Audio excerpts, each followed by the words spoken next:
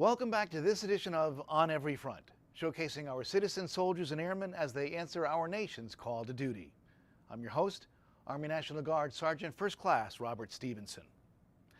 When Superstorm Sandy thundered its way through New York and New Jersey in late October 2012, it reinforced a basic principle of domestic disaster response. Local civilian first responders remain the fastest, most effective forces available. However, in complex disasters like Hurricane Sandy, which spanned multiple states and municipalities, the demands of the crisis exceeded local capacity to meet those needs. That is when our military responded, including citizen soldiers and airmen of the National Guard, working alongside Department of Defense active duty and reserve forces. Now, normally separate and distinct from each other, state and federal military forces need to coordinate their efforts in order to respond effectively and efficiently to the disaster at hand. But who ensures that state and federal military responders are synchronized when assisting civil authorities?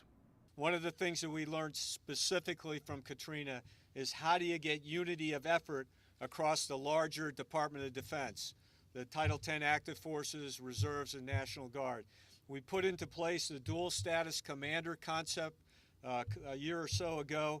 That is proving very effective, and we used it for the first time to great effect in Hurricane Sandy, establishing a dual status commander in New York and in New Jersey. And a dual status command is usually a one-star that will come from the state.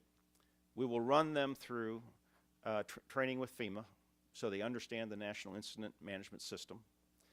They will understand defense support to civil authorities.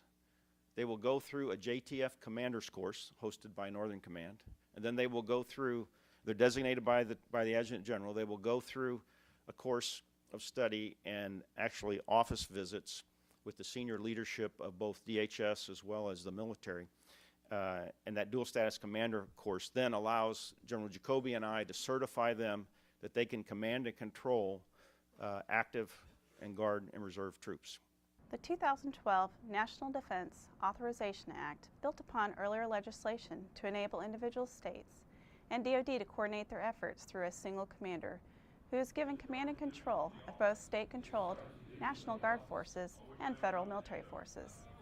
This dual status commander leads all state and federal assigned military forces and directs their response efforts, achieving unity of effort that would otherwise be unattainable.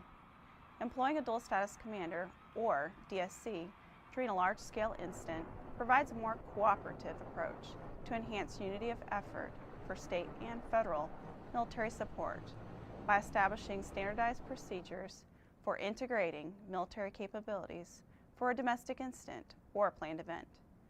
A dual status commander allows one National Guard officer to command both state and federal military forces with the consent of a governor and the authorization of a president. This command and control construct improves shared mutual awareness between federal and state chains of command. We used them for the NATO summit up in Chicago. We used them for the Republican and Democratic national conventions. We used them for the fires last year in Colorado. We use them for floods.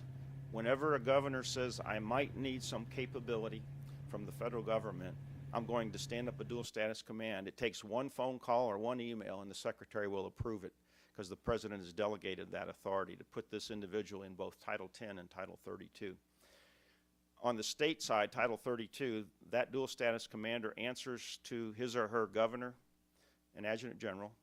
On the Title X side, they report to General Jacoby and the president, Secretary of Defense and president. Although the dual status concept is relatively new, it has already proven itself to be a powerful tool for improving responsiveness, command and control, continuity of operations, and unity of effort. When the next major disaster strikes, the National Guard will be even better prepared to coordinate with its active duty brethren to support first responders when the call goes out for help. At National Guard Bureau Headquarters, thanks again for watching this edition of On Every Front.